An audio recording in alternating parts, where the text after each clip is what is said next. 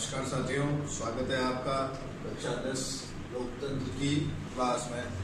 देखिए, हमने अभी तक लोकतंत्र का आलोचनात्मक परीक्षण पढ़ा था पिछली कक्षा में, जिसमें लोकतंत्र के लिए गुण और दोषों का हमने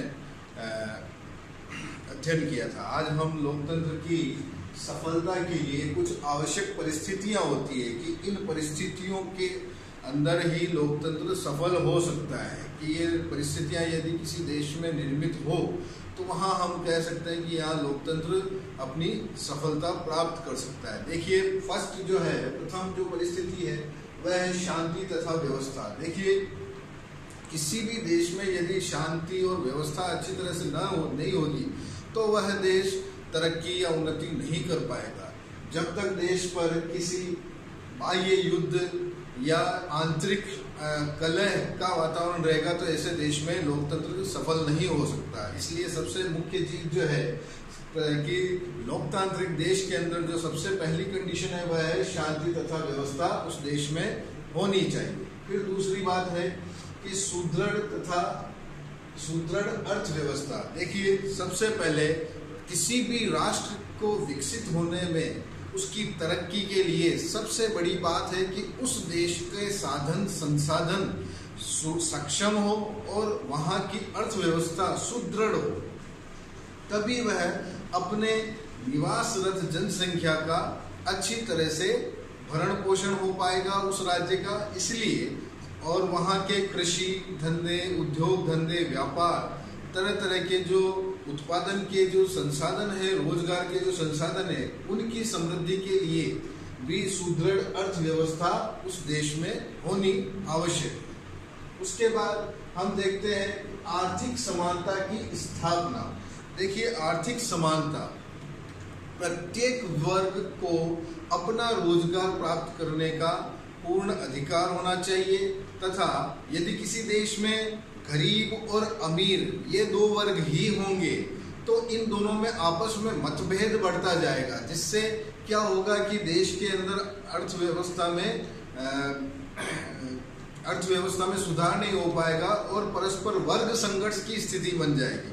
ऐसी अवस्था में एक मध्य वर्ग का होना भी आवश्यक है, जो समय समय पर वर्ग संघर्ष की स्थिति को न उत्पन्न होने दे। इसलिए हम कह सकते हैं कि एक देश के अंदर आर्थिक समानता का भी होना आवश्यक है। फिर हम कहते हैं कि सामाजिक न्याय की स्थापना। देखिए साथियों, सामाजिक न्याय अर्थात किसी भी देश में जब तक समानता और स्वतंत्रता नामक ये मुख्य जो अवधारणा ये स्थापित नहीं होगी, तब तक सामाजिक न्याय की स्थापना भी होना असंभव। इसके अंतर्गत हम ये देखते हैं कि किसी भी व्यक्ति के साथ किसी भी आधार पर किसी भी तरह का कोई भी भेदभाव नहीं होना चाहिए। ये भेदभाव न उस व्यक्ति के धर्म, भाषा, जाति, लिंग, नस्ल, किसी भी आधार पर भेदभाव नहीं होना चाहिए और प्रत्येक व्यक्ति समान होना चाहिए उस राष्ट्र की दृष्टि में, तभी सामाजिक न्याय की स्थापना होगी और ये लोकतंत्र के लिए आवश्यक है। फिर इसके बाद देखिए, शिक्षित व जागरूक जनता। यदि जनता शिक्षित नहीं होगी, अशिक्षित होगी, तो वह अपनी समस्याएं नहीं समझ पाएगी और उन समस्याओं का कैसे निराकरण सरकार द्वारा या शासन द्वारा करवाना है, ये भी जनता इस चीज को नहीं समझ पाएगी।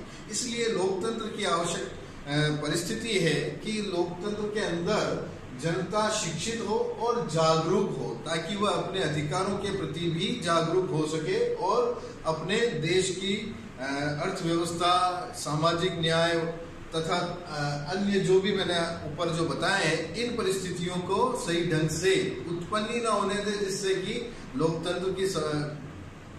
लोकतंत्र सफल हो जाए। और लोकतंत्र की सफलता के लिए ये सबसे ज्यादा जरूरी है कि शिक्षित और जागरूक जनता का होना अति आवश्यक है, ताकि वह अपने अधिकारों के प्रति सजग रहे। अब देखिए, जनमत का निर्माण।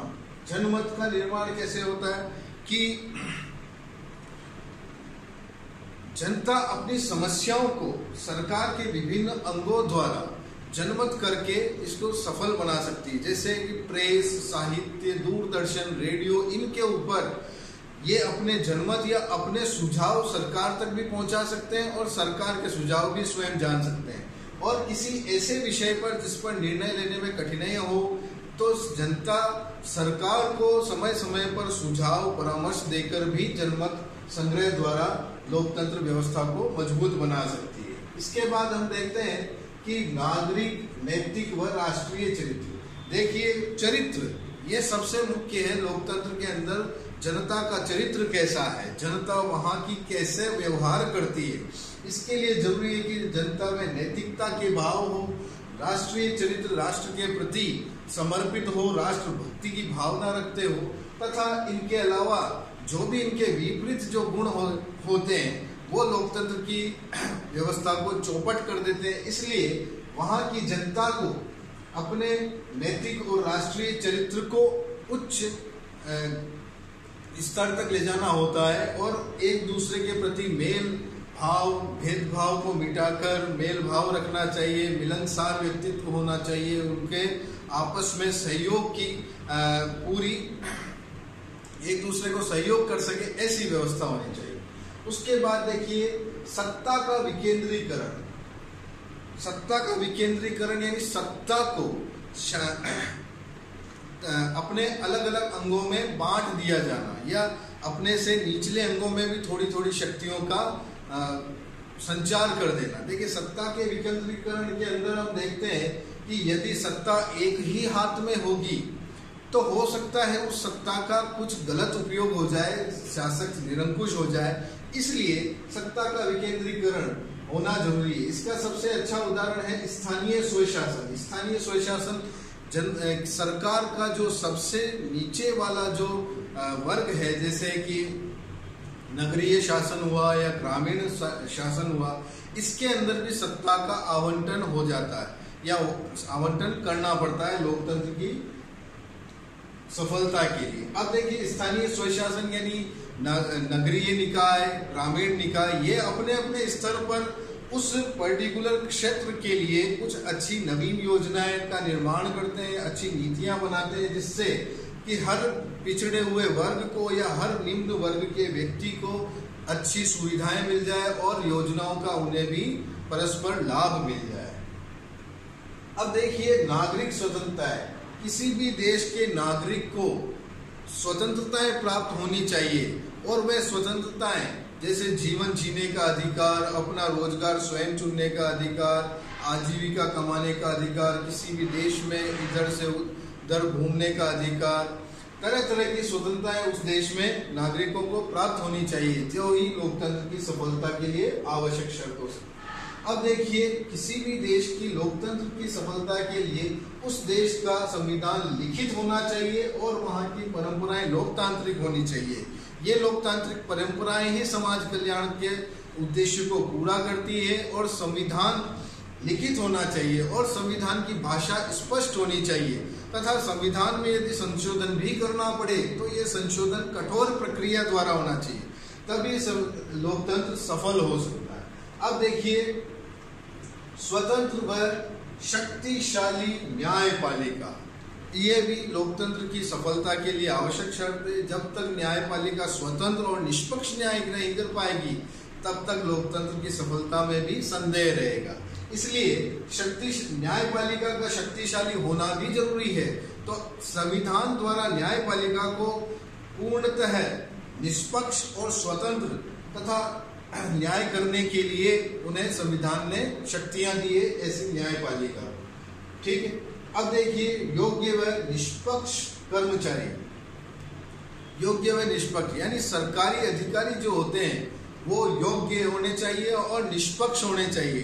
किसी भी तरह का कोई भी भ्रष्टाचार तथा किसी भी दुराचरण द्वारा वह जनता को या देश के शासन को प्रभावित नहीं करने चाहिए। इसके लिए जरूरी है कि जो देश के राजनेता है वह एक देश के जो राजनेता है वह योग्य और कुशल और निष्पक्ष कर्मचारियों की ही नियुक्ति करें, जो समय समय पर ये जो जनता के लिए जो योजनाएं बनाई जाती है उन योजनाओं को समय समय पर लागू किया जा सके। ठीक है। उसके बाद हम देखते हैं स्वस्थ व सुसंगठित दलीय व्यवस्था। देखिए, लोकतंत्र के लिए आवश्यक है कि स्वस्थ और सुसंगठित दलीय व्यवस्था हो। ये दलीय व्यवस्था जो है, ये दलीय व्यवस्थाएं अन्य दलों की कमी पेशी निकालकर या काट निकालकर ये ना करे और एक दूसरे दलों के ऊपर अनावश्यक छींटाकशी या आरोप ना लगाए, जिससे क्या होता है कि जनता के अंदर किसी भी दल के लिए कुछ गलत प्रभाव ना पड़े और ये किसी भी आधार पर जनता को ना भटकाए। जैसे धर्म के आधार पर कुछ दल अपनी रोटियां सेकते हैं, जाति के आधार पर, तरह तरह के आधार पर ये जनता को मिसगाइड करते हैं और अपना काम निकालते हैं। तो ऐसा भी किसी भी लोकतंत्र में नहीं होना चाहिए। अब देखिए, जब इस तरह की दलीय व्यवस्था होगी तो वहां के जो राजनेता होते हैं वह योग्य और निष्ठावान होने चाहिए। योग्य, वह जनता के प्रति अपनी पूरी निष्ठा रखे और जनता को के कल्याण के लिए, समाज कल्याण के लिए, लोकहित के लिए समय समय पर अच्छी योजनाएं बनाए, अच्छी नीतियां बनाए और उन नीतियों का जो पूर्ण लाभ होना चाहिए वो जनता तक जरूर पहुंचे। तो इसके लिए जरूरी है कि वहां उस देश के राजनेता योग्य और निष्ठावान होने चाहिए। इसके बाद सार्वजनिक हित की राष्ट्रीय योजनाएं, सार्वजनिक हित के लिए जो राष्ट्रीय योजनाएं बनाई जाए, उन योजनाओं के अंदर ऐसी योजनाएं बनाई जाए जो समाज का जो निम्न पिछड़े से पिछड़ा व्यक्ति है या जिन्हें बिल्कुल नकार दिया गया है, ऐसे व्यक्तियों को भी सरकार की योजनाओं का लाभ मिलना चाहिए। इस तरह से योजनाओं का निर्माण करना चाहिए। फिर उसके बाद है आधारभूत मामलों में राष्ट्रीय सहमति। अब आधारभूत मामलों में राष्ट्रीय सहमति, इसमें हम यूं समझ सकते हैं कि जनता का एक बहुसंख्यक वर्ग और अल्पसंख्यक वर्ग अपने को पिछड़ा हुआ ना समझे और वह भी अपने आप को पूरे देश का एक सामान्य नागरिक समझे। तो अतः अल्पसंख्यकों और बहुसंख्यकों के मध्य ऐसी राष्ट्रीय सहमति बने जिससे लोकतंत्र की सफलता सिद्ध हो सके। तो साथियों, यही आपका लोकतंत्र वाला जो अध्याय था ये आज समाप्त होता है। आपको किसी भी तरह की कोई इंक्वायरी करनी हो तो आप हमें पूछ सकते हैं। That's all for today. Thank you.